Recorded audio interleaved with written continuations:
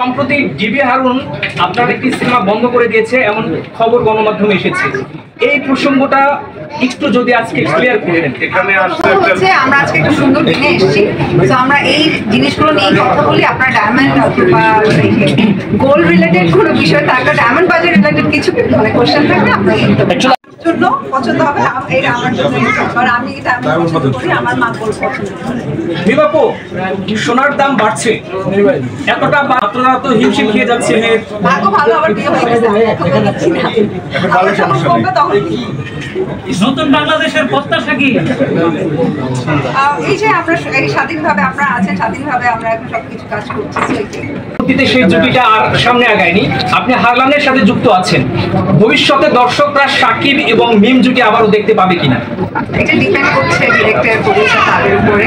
তোমরা যদি মনে করো কাজ আপনাকে পাওয়া যায় না সবসময়, এর জন্য